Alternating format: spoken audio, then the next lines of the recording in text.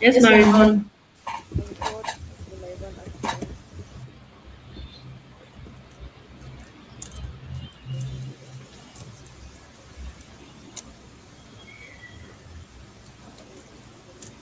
I said I'm called Marivan actually. It means that I start, currently studying software engineering with 6 months experience. Marivon, I'm really struggling to get you. Your The volume volume is is very very low. low. The reason why I applied for this program was to gain more experience and be great software engineer because I know I'm able and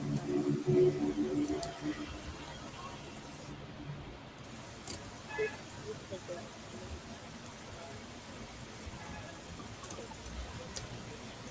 Okay, what I plan to do is I'm going to gain great skills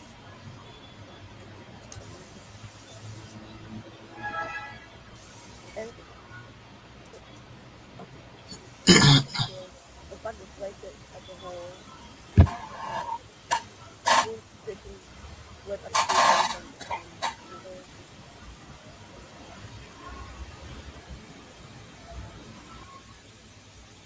Okay, okay, thank you. I'm currently working on a project called Dustray, and I'm applying for the role of a back-end developer. Yeah, the backend developer intern, to be specific. A back-end developer intern, thank you. And Okay. yes, with a little experience, I have. That'll be all. Okay. You don't say that will be all during your Can you hear interview. me? Yes, I can hear you. Yes, madam. Okay, Marivon, so what technologies do you work with? All right, madam. What technologies do you work with?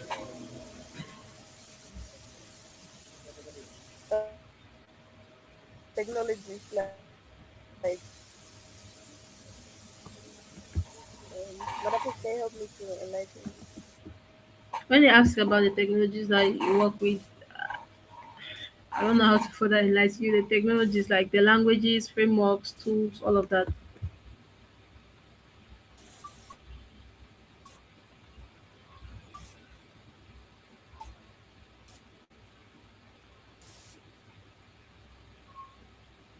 Because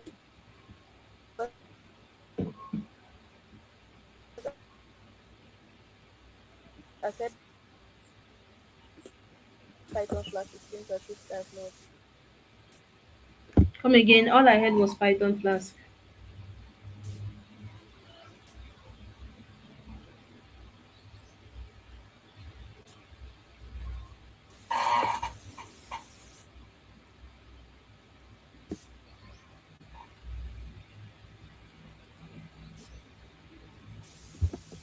My phone is having network issues, so we'll just move ahead. I wanted us to be at the same level with her.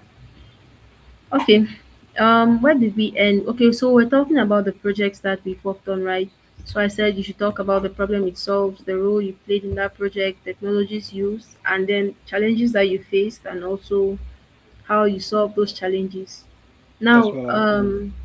generally, Bonisam, this goes to you. What are some challenges that you have faced so far as a developer? Okay.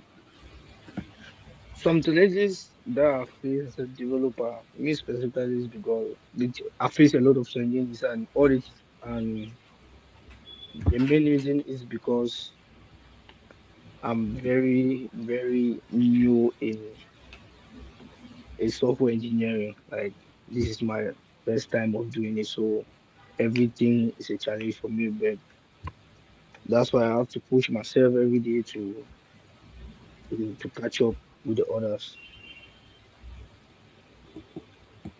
Okay, Bonisam. So Yes, madam. when they say challenges you faced as a developer, okay, let's try to switch context, right? Let's say Mm-hmm. you're a a contractor or a builder, right? And they ask you what are some of the challenges that you feel you faced as a builder. Perhaps you could say something like, okay, at the end of the day, when we're done, the cement, emptying the cement from the tanks or from the bucket so that it doesn't dry up. What else? Following the house plan exactly as it is when you're doing it on ground.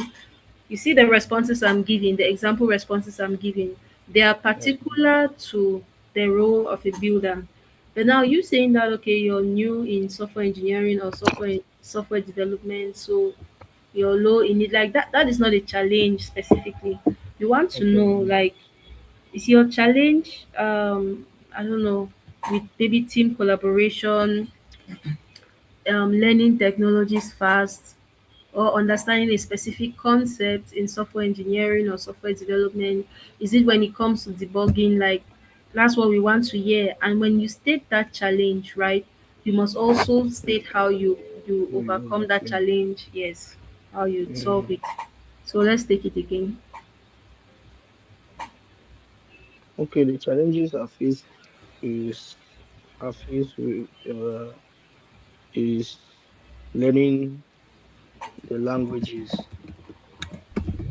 For me, I'm not really a fast learner, but I really take my time. So learning the challenge, learning the skill.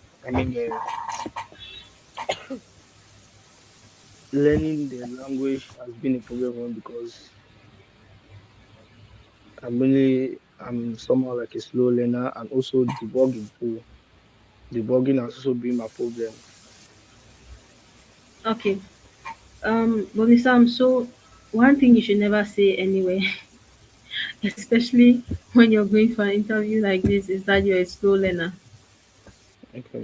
You rather hear people saying the reverse. They are fast learners. They are fast learners. They put in when they even say fast learners, it's not like oh they may just see the content and then instantly they've absorbed it. No, they're basically telling you that they'll put in the work and they'll put in the work with extra time. So if they're supposed to study this thing maybe from 4 to 6, they may end up studying from 4 to 8 or even 4 to midnight just so that they get it quickly, right?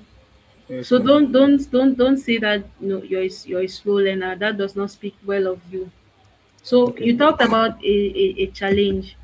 You could answer this question by saying that okay, one of the challenges or one of the major challenges I've faced so far as a software developer is when it comes to debugging. Now Okay. you've listed the challenge, debugging. How do you solve this challenge? How do you overcome this whole debugging challenge you face? I First of all, the first way I can overcome it is by asking my colleagues to help me. After some several tries of running and try to like debug it myself, I can ask a colleague for help, or my trainer, or I also like paste. I can paste the problem after running the code. I can copy the problem and paste it on Google to ask me to help me with the problem. Okay. Nice. So you've talked about doing research. Now, Yes, and you also talked about talking to a colleague, right, or a friend. yes, Yes, that those are really important points actually, because sometimes you may realize that in the course of explaining a problem, right, you end up getting the solution to the problem. Research yes. is also important. Now, this one of explaining the problem, right, Mm-hmm. to a friend or colleague or whoever, there's a concept in software development called rubber duck debugging. Rubber. Rubber duck, like a rubber duck. Okay. Hold on, Bonisam.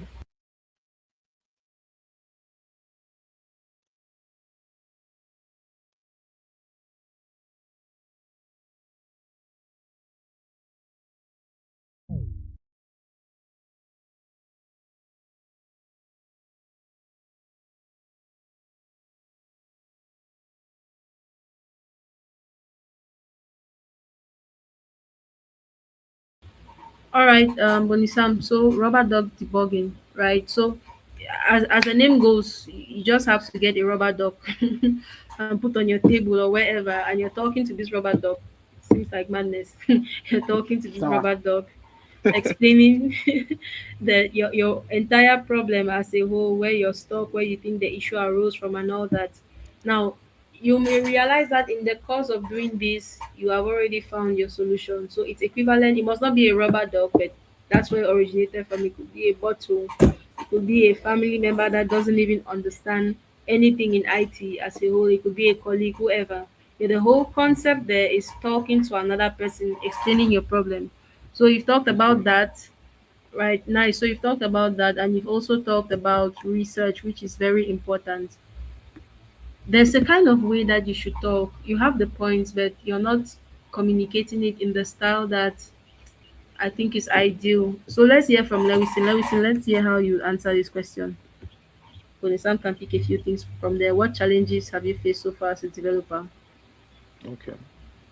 So far, as a developer, Mike.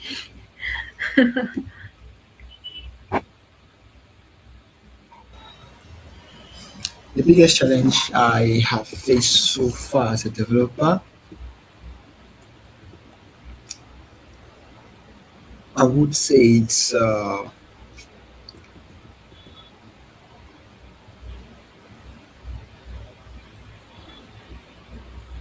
implementing certain features or technologies.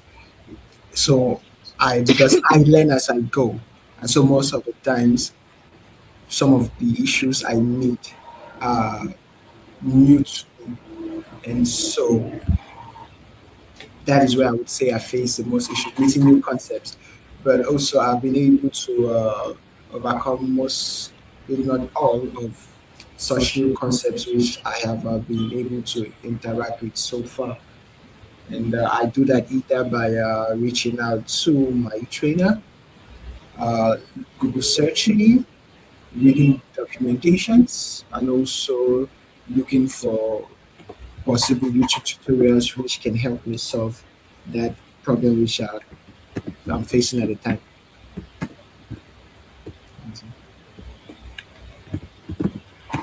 Okay, that's nice. All right, next question. So, how do you handle deadlines and pressure, Lewiston? All right. So for me, I would say I'm very conscious with deadlines and with deadlines. So one thing I always do is I like to plan out what I am doing and when they are expected. And so I set milestones for myself, and all of these within the time frame within of which the project is expected to be realized. And so I set plausible goals, which are time bound, and all before when the project itself is expected to be completed. So that way, I have some time to also test what I have done. All right, so let's say that you plan for all of this, set your goals, your milestones, or everything, and then you do not meet this deadline, and there's a lot of pressure for you to deliver. How are you going to handle that? I think, well, I believe communication is the most important. And so, when the moment I realize that I will not be able to meet the deadline which I had originally set or which had been agreed upon, I will reach out to the stakeholders involved, letting them know what the issue is and how I am trying to overcome that issue. So Lewis is basically showing responsibility, which is something which is really important. He has talked about planning. He said he's setting his goals, his milestones, right? And he equally communicates when he's not able to meet up. You don't go silent. You don't disappear. In fact, you don't quit the internship. You communicate. Okay.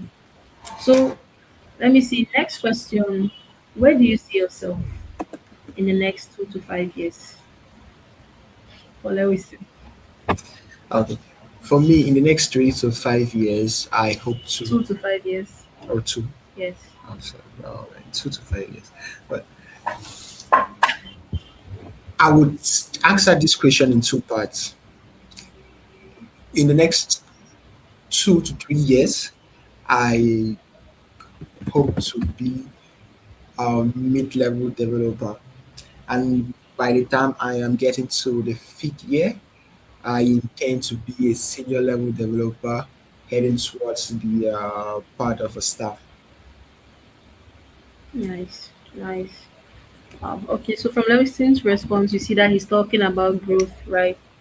Growing in his career, not that he's hopping from one job to another, maybe because oh, this one salary is higher. Of course, these are things that also come into play, but or maybe because you know he got a better offer. He used to work on site, now they're like remote, and he's just jumping from one job to another. He's talking about growth primarily.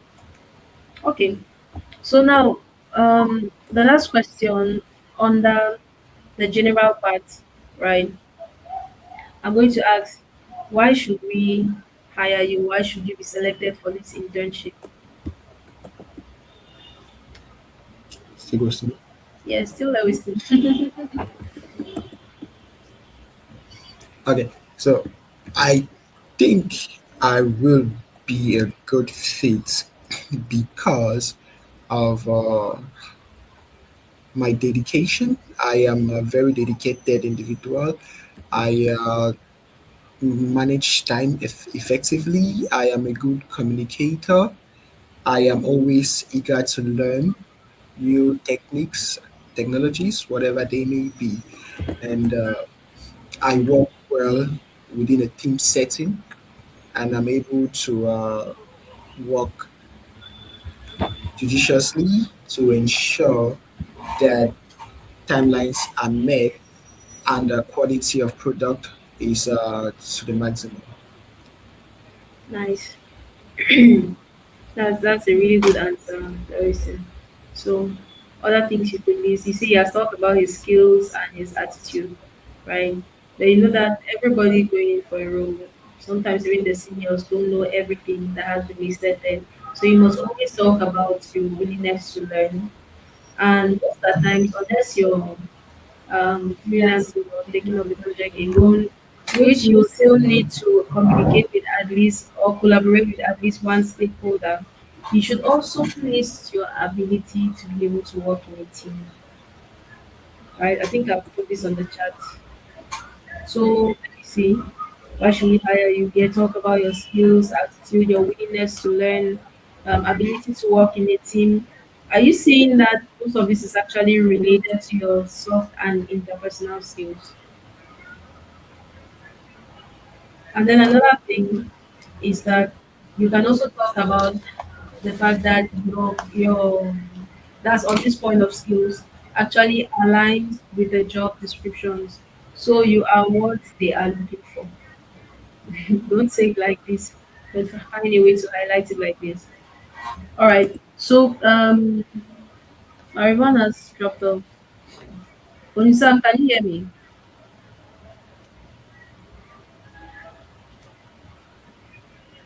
Yes, Mara, I can get you. All right. So you see what I put in the chat. What I want us to do is that before we even move to the next part, that's the technical questions, right? I'll come and tell you what to do before the interview, during the interview, and after the interview. But we have some technical questions here that I would like for us to answer. But I want us to also go over all of this, what we've said here, and try to answer the questions again. So please, while you're still on the call, I'll give you 10 to 15 minutes to go through it, right? And then prep yourself again, fine tune your responses, and then we'll come back, answer them again before moving to the technical part. Okay, Mara. All right.